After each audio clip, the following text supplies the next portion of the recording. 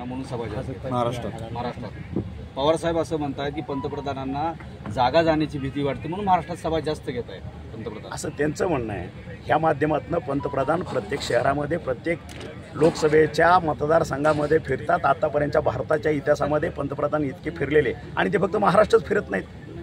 तुम्ही बघा, ज्यावेळेस 7 टप्प्यामध्ये आपलं हे इलेक्शन आहे, इलेक्शन प्रोसेस, त्यावेळेस प्रत्येक ठिकाणी तितके वेळ त्या ठिकाणी जात आहेत। त्याच्यामुळं त्यांच्या म्हणण्याला मी फारसा अर्थ किंवा किंमत देत नाही, कारण त्यांनी ते विरोध आहेत म्हणून विरोधकांनी हे असंच बोललं पाहिजे। धन्यवाद। इथले खासदार असतील त्यांचं असं म्हणे, पवारांचं असं म्हणे की महाराष्ट्रात जे आहे ते महाविकास आघाडीचं जास्त प्रमाणात खासदार आहे, त्यामुळे त्यांना कुठेतरी भीती वाटते। आणि खासदारांचं असं म्हणणं आहे की मी जर निष्क्रिय असेल तर मग एवढा खटाटोप सगळ्याचा मोदी आले तरी मी निवडून येईल आणि मोदी आले तरी मी निवडून येईल। आता ते त्यांनाच विचारायचं त्याने काय म्हणतात ते, त्याच्यावर माझं वक्तव्य, मी त्याच्यावरती एक्सप्रेशन द्यायचं काय कारण नाही। 2019ला तो कसा आला माजी खासदार हे तुम्हाला सगळ्यालाच माहीत आहे। त्याच्यामुळं आजपासूनच किंवा फॉर्म भरल्या दिवसापासूनच मी त्याच्या मागे विरोध लावले माजी खासदार, आणि मी तुम्हाला ग्वाही देतो, मी शब्द देतो, वचन देतो, मी एकटा देत नाही, ह्या संपूर्ण धाराशिव लोकसभा मतदारसंघाच्या वतीनं तुम्हाला शब्द देतोय। कारण आतापर्यंत भावनेचं राजकारण झालं, इथून पुढे हे विकासाचं राजकारण असणार आहे। विकासाची गंगा पाहिजे आणि जो 18 ते 29 वयोगटातला जो तरुण आहे तो फक्त मोदी आणि विकास याच्याशिवाय बाकीचं काहीही बघत नाही। त्याच्यामुळे कुठलीही भूलथापा, ते गोड गोड बोलणं, मग आणखी काही नाटकं या ठिकाणी आता थारा येणार नाही, कारण हा युवकच पेटून उठलेला आहे। आणि तुम्हाला 7 मेला दिसेल हा माझा उमेदवार। मतपेटीत ज्यावेळेस मतदान बंद होईल, 4 जूनला ह्या मतपेट्या उघडल्या जातील, त्यावेळेस आमचा ह्या महायुतीचा उमेदवार घड्याळापुढचं चिन्ह दाबून 2 लाख मतानं विजयी झालेलं तुम्हाला दिसेल। पवारसाहेब म्हणतात सभा होते खाली काय नियोजन आहे आणि काय नेमका सभेतून संदेश धाराशिव करतात? नाही, एकच संदेश आहे, फक्त 2014 पासून आत्तापर्यंत बघितलं असेल, ज्या ठिकाणी पंतप्रधान महोदय जातात त्या ठिकाणी फक्त विकासाचा नारा दिला जातो आणि विकास केला जातो। विकासाशिवाय इथं बाकीची कुठलीच चर्चा होत नाही। तुम्ही बघितलं असेल सोलापूरला सुद्धा कदाचित भारताच्या इतिहासातला जवळपास 5 वेळा पंतप्रधान साहेब सोलापूरला येऊन गेले। मला वाटतं ते सोलापूर जिल्ह्याचं किंवा सोलापूर शहराचं हे भाग्य आहे। आणि आज धाराशिव शहरामध्ये मला वाटतं कित्येक वर्षानं पहिल्यांदाच पंतप्रधान साहेबांची सभा या ठिकाणी होते। आणि म्हणून आम्ही आशावादी आहोत की अतिशय हा आकांक्षित जिल्हा आहे, भारतातला 3 नंबरचा मागासलेला जिल्हा आहे।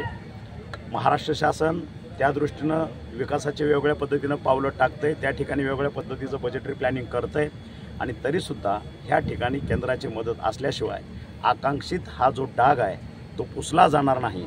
आणि मेन करून आमचे जे 3 नेते आहेत, आमचे मुख्यमंत्री एकनाथभाई शिंदे, आमचे उपमुख्यमंत्री देवेंद्रजी फडणवीस साहेब आणि आमचे वित्तमंत्री उपमुख्यमंत्री अजितदादा, हे त्यांच्या निदर्शनास आणून देतील की ह्या ठिकाणी मोठमोठ्या उद्योगधंद्याची गरज आहे, ह्या ठिकाणी केंद्राच्या मोठ्या पॅकेजची गरज आहे। आणि सगळ्यात महत्त्वाचा प्रश्न जो पाण्याचा प्रश्न आहे, जो कित्येक वर्ष आतापर्यंत 40 वर्ष नुसतं तो काँग्रेसने याच्यावरती राजकारण केलं, ते कुठंतरी येत्या वर्षभरामध्ये आपल्याला तो डाग पुसायचा आहे। आणि हा भाग आज आमच्या हक्काचं 22 टीमशी पाणी आणून सुजलाम सुफलाम करायचा हा एकच हेतू आणि एकच मागणं आमचे विश्वनेते पंतप्रधान नरेंद्रभाई मोदी यांच्याकडे साकडं असेल।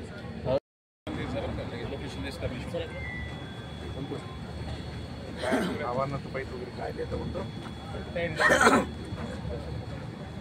साधा काल एवढा बंद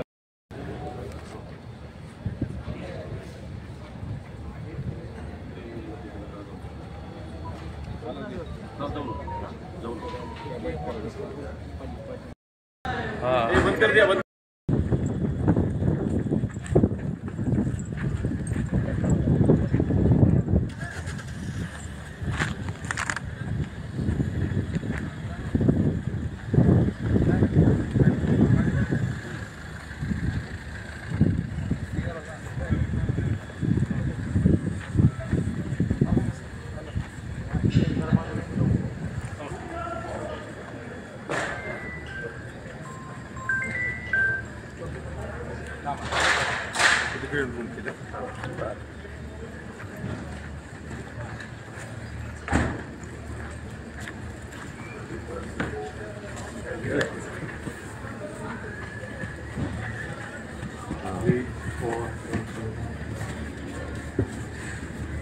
त्यांचं काय स्टँडर्डच आहे ना हो, सगळं त्यांची लिस्टच आहे, त्या लिस्टप्रमाणे. लिस्ट प्रमाणे येते. आराम.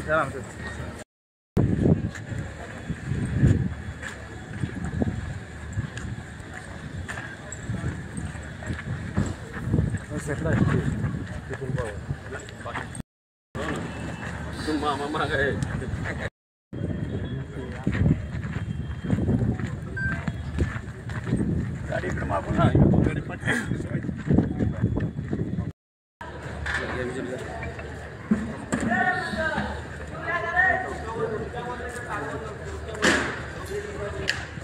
वातावरण आता सुद्धा आता मला वाटत सडा येतं काही 42 पुढचा बघा मग पुढच्या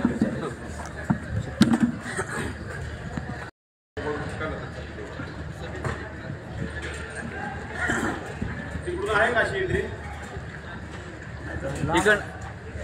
इकडनं महाग न पडेल, लांब पडेल.